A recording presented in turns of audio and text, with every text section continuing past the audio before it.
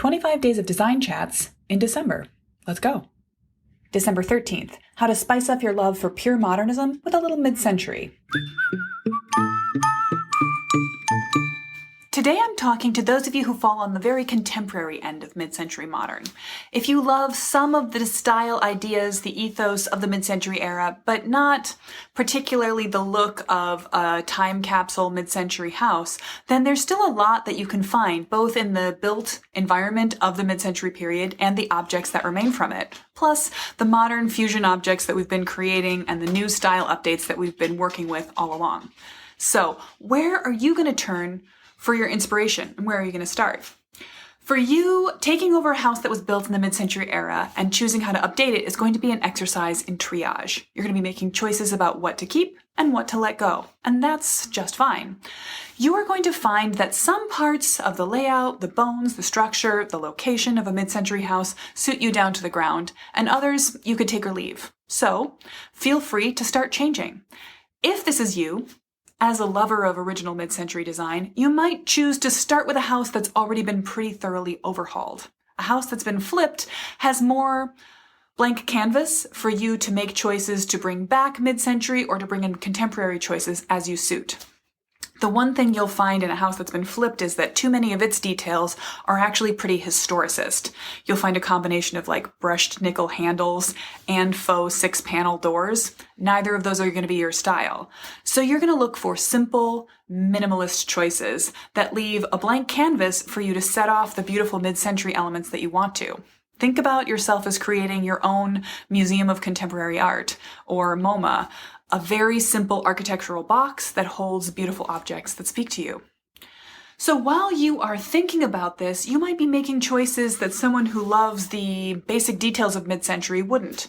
If you need to create a space, an addition, an overhaul remodel that removes original details, you might not try to put back in ranch trim or Formica counter.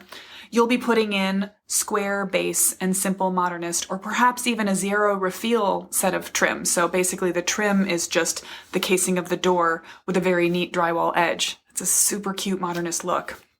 You might want to check out the work of Build Architecture out of Seattle, Build LLC. They do amazing modern contemporary architecture, often on the bones of mid-century era houses that looks simple, clean, and beautiful. And while you're at it, I would recommend that you might want to look for houses that have already been pretty heavily modified. If you're taking a mid-century house on because of its location, its bones, and some qualities of its layout, you don't really need one that's a perfect time capsule when you start. You can leave that for somebody who is looking for a time travel experience in their house.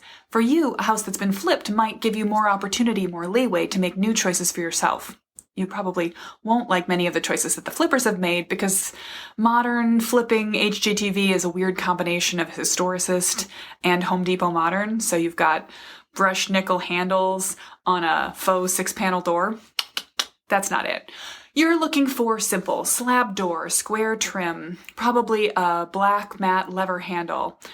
That sort of choice gives a friendly ambiance for you to bring in beautiful teak furniture or to pull from other cultures to go to a Scandinavian history of modern, which is much more blonde, pine, beach, light, bright spaces. Remember, they're all fighting off seasonal affective disorder all winter, so they need their interiors to be as bright and simple as possible.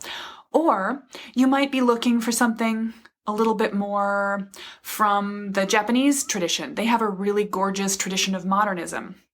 You can also pull back even a little bit further back into history than the true mid-century era, pulling from the early modernist architects' work like Frank Lloyd Wright's Organic period or Neutra's West Coast work. There's so much that you can pull that sort of comes hand in hand within not just the mid-century modern envelope, but the modernism envelope in general that allows you to mix and match objects that are going to feel related to each other, like friendly cousins, but don't have to match and create that sort of, I'm walking into a museum piece, this is the set of Mad Men feeling. So, if this is you, have you already had some good luck in curating the exact level of mid-century that you love? Do you struggle with how to fit your more modern contemporary ethos into mid-century bones? I'd love to hear your challenges, your successes, and how you feel about it.